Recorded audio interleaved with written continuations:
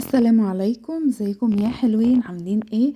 وحشتوني جدا جدا من اخر فيديو كنا فيه مع بعض. جيت لكم بقى النهارده بفيديو جديد كده ودسم وحلو وهيعجبكم باذن الله، يشجعكم كده وتشوفوا بقى اللي وراكم. وبقى خلاص بدأنا الاجازه وبدأت كده آه شويه كده، يعني نتنفس، يعني الايام الحمد لله بتاعه الامتحانات مرت على خير الحمد لله، وابتدينا نتنفس.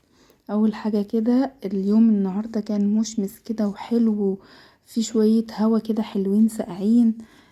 فكان الجو جميل جدا. كنت حاطة دورة فوط المطبخ ديت، كنت نقعاها من بالليل وقمت الصبح غسلتها ورحت عصراها ورحت حطاها في الغسالة، اتغسلت دورة كده بنت حلال.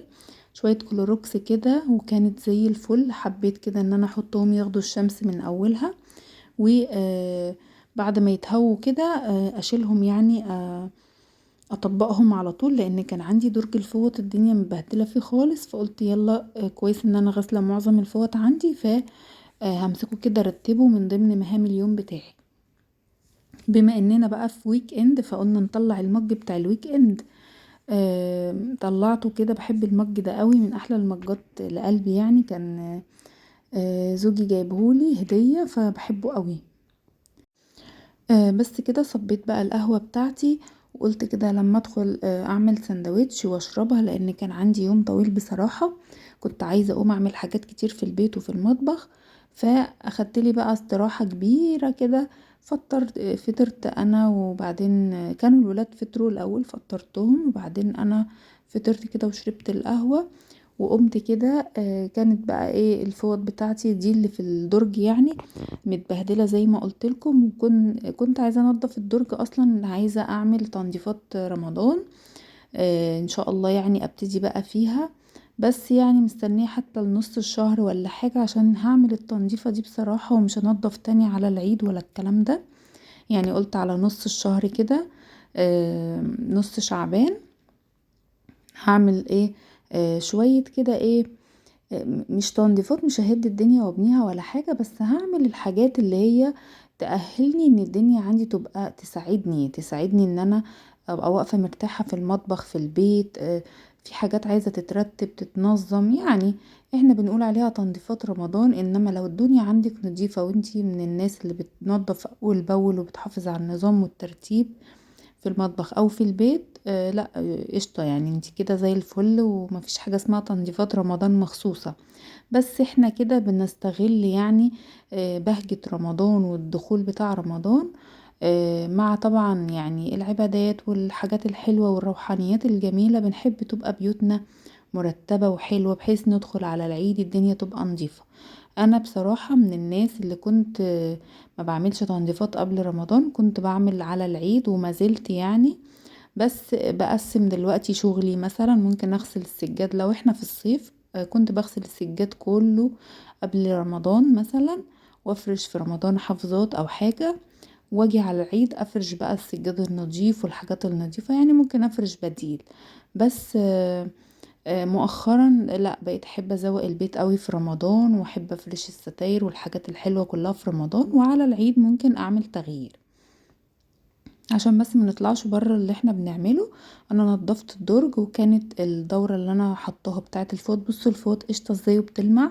طبعا الفوط دي مش كلها للتنشيف، في فوط بنشف عليها المواعين، في فوط بلمع بيها، وفي فوط بغطي بيها مثلا صواني او معجنات، وفي فوط لتنشيف ايدي. طبعا اللي هم بتوع النظافة او الكلام ده بغسلهم لوحدهم خالص وحطهم اصلا في مكان تاني. انما الفوط اللي هي مثلا بلمع بيها مثلا ترابة حاجة خفيفة كده، تلميع اللي هو بالملمع وكده، عادي بكون ناقعة اصلا الفوط وبغسلها برضو مع بعضها كلها في الغسالة. بس طبعا بتكون متنضفة. بصوا انا عملت ايه، طبقت كده الفوط كلها تطبيقات حلوة، وحطيت البوكس ده بحب فيه احط فيه الفوط اللي هي الميكرو فايبر، او اللي هي تحسوها قطيفة شوية. بحطها كده مع بعضها لانها ما بتطبقش قوي، مش ثابتة، فبحطها في بوكس. وكمان دي عندي ليها استخدامات تانية. وكانت في فوط انا مطلعاها، مش دي كل الفوط اللي عندي، كانت في فوط انا مستخدماها للتنشيف المواعين ولتنشيف ايدي وللتلميع. فكنت مطلعه 3 فوط بره رصيت كده، نضفت الدرج ورصيت وظبطت كده الدنيا، وده كده الدرج خلاص انا خلصت منه. انتي كمان اعملي كده، استغلي فرصة ان مثلا الفوط عندك بتبقى مثلا كلها متسخة يعني، وعامله اعملي لهم دوره ونزلي كده درج الفوط. لو انتي مش عامله لهم درج يستحسن تعملي درج، لان ده بينظم معاكي الدنيا قوي، وبيخليكي تبقي شايفه كل حاجه كده قدام عينيكي، والدنيا مرتبه يعني.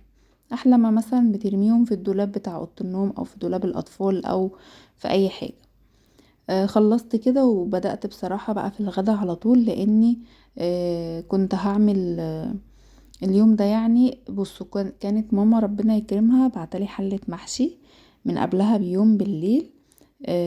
وانا ما كنتش بصراحة في نيتي ان انا هعمل محشي او هناكل محشي عامة، بس ما كنتش يعني، كنت محتارة مش عارفة اعمل جنبها ايه. اكيد ما كناش هناكل حلة المحشي، هي كانت حلة صغيرة فما كناش هناكلها لوحدها، لازم اعمل جنبها اكل. فطبعا ما كنتش عارفة هعمل اكل ايه او ايه اللي هيتم. كنت في اليوم ده ناوية ان انا اعمل كبد وقوانص ومكرونة، ما كنتش هعمل محشي خالص، ما كانش في بالي. وبعدين غيرت بقى المنيو عشان حلة المحشي اللي جات لي دي ما كنتش بقى عايزة اركنها في التلاجة. وكمان انا من عشاق المحشي يعني انا وبنتي. فعملت ايه، قلت يلا خليني اعمل صينية بطاطس صغيرة جدا جدا جنب المحشي، وهعمل برضو الكبد والقوانص اللي انا كنت هعملها. بس قلت اما ايه ازود اوبشن ايه، يعني صينية البطاطس دي تيجي طبق مثلا، هناكلها مثلا بالعيش. ببص كده في الفريزر لقيت كيس ورق عنب يتيم كده، ايه يعتبر من اخر ورق العنب اللي عندي من اللي انا كنت مخزناه.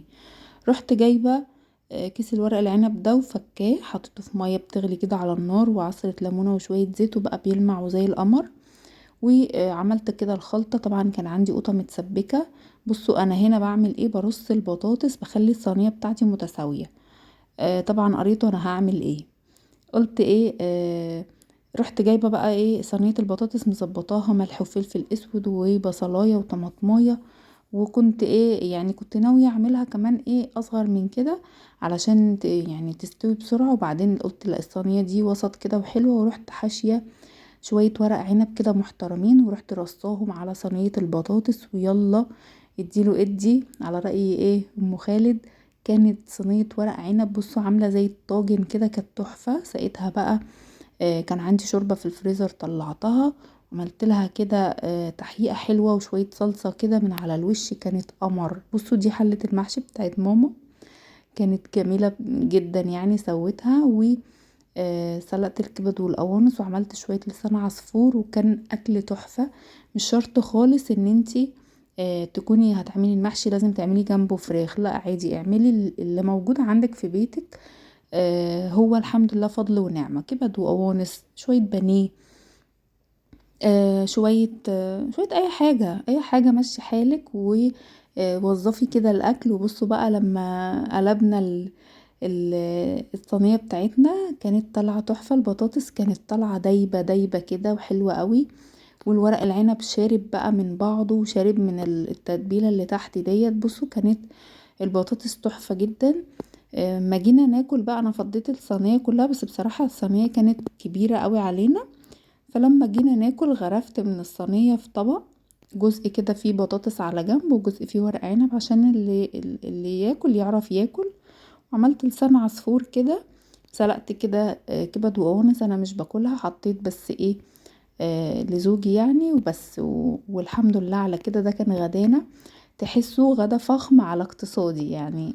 ورق عنب كده في الصينية كده، وقلبناه وتحتيه بطاطس وتتبيلة، وفي نفس الوقت محشي كرنب كبد وقوانص. لا يعني كانت أكلة حلوة جدا.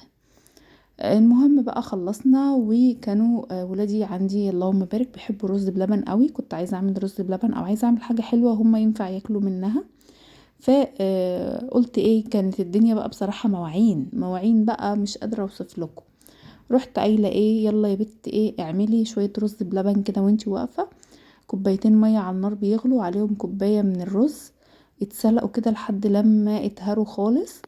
وبالمناسبة كل ما تخلي الرز يستوي قوي قوي قوي اللبن يبان فيه، يعني كل ما الرز يبقى مهري خالص دايب تيجي تحطي اللبن تحسي لا اللبن كده دايب، يعني باين في الرز بلبن.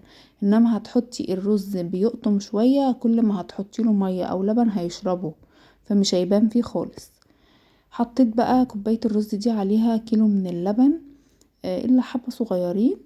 وحطيت كمان كوباية كده من السكر كبيرة، شوية فانيليا بقى في الاخر كده بعد ما تكوني هتغرفي الرز بلبن بتاعك، ولا احلى من كده ولا اسهل، مفهوش اي افتكاسات.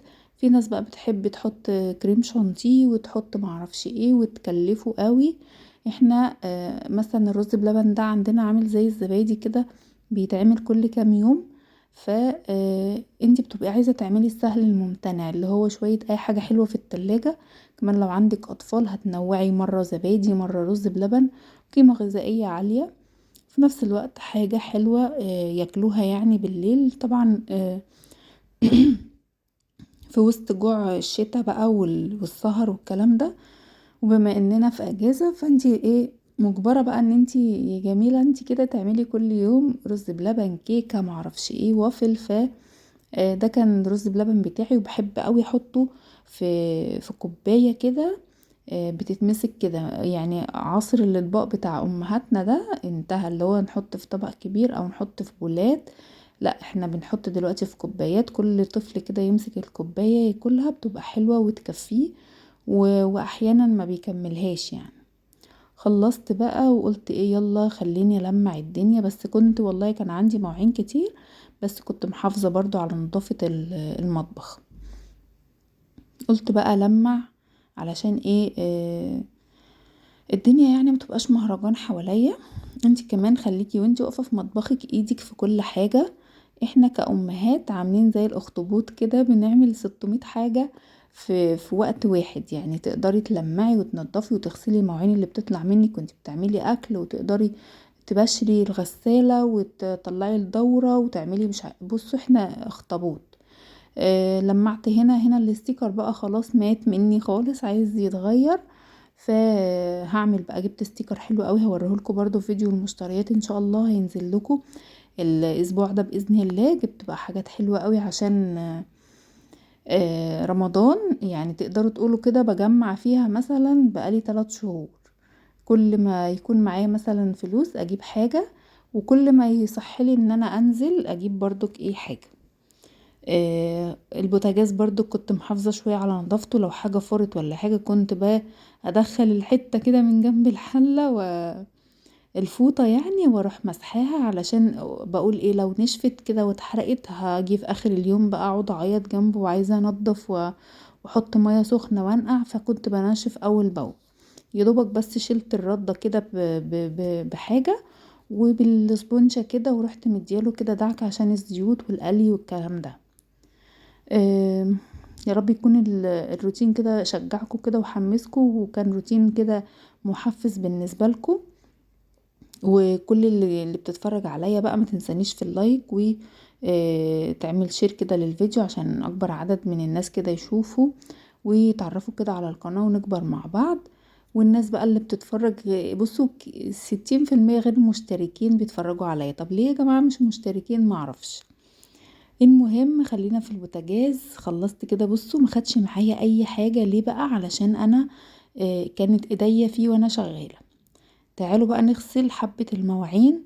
وعايزة اقول لكم ان انا غسلت جزء الحلل والصواني والكلام ده غسلته مع نفسي يعني. وبعدين قلت اما اغسل حبة المواعين الصغيرين دول معاكم، لان فعلا كان عندي مواعين كتير، لو كنت فضلت اصور وانا بغسل كنت هقعد للصبح.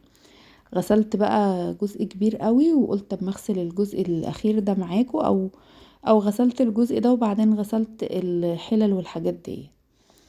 تعالوا بقى بصوا جيركن الصابون اللي منور على الجنب ده، تعالوا احكي لكم حكايته. انا حاطه جيركن الصابون في امان الله تحت الحوض عادي، كان في اخره اصلا ما يعني كان في حبه صغيرين. اذا بابني حبيبي ربنا يخليه خده كده من غير ما اشوفه، وراح داخلي على كنبة الانتريه جوه، وراح مفضي كده فضي بقى خيوط من الصابون كده، الحمد لله انه كان في اخره يعني.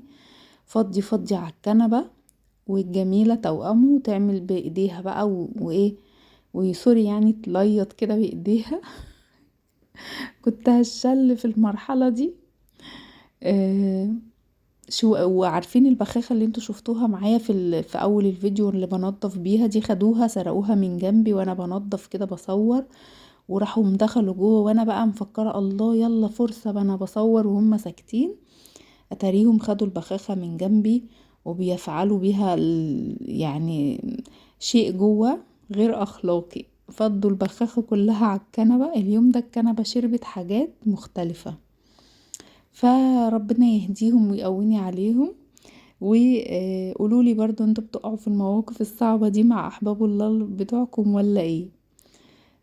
خلصت كده المواعين كلها وحطيتها بقى، وعايزة ارجع احط الصفاية تاني لاني زهقانة جدا من غيرها بصراحة. كنت زهقت منها بس ما شلتها بقالي مثلا بتاع شهرين، عايزة ارجع احطها تاني. فقلت اما اعمل بقى شوية التجديدات والتنظيفات في المطبخ احطها. بس كده خلصت بقى المواعين، وخلصت كده الحوض دعكته بقى كويس جدا. وخطوة مهمة جدا تحسسك بالنظافة وتحافظ على لمعان الحوض بتاعك هو ان انتي لازم تنشفي كويس جدا الحوض والحنفيات والدنيا حواليكي، لازم تتنشف كويس قوي قوي قوي. حتى الحوض من جوه لازم تنشفيه وتنشفي كل زاوية فيه علشان ما يبصمش كده معاكي، خاصة لو الحوض بتاعك مط مش لامع. بس كده ده كان الفيديو بتاعي، اتمنى يكون عجبكم.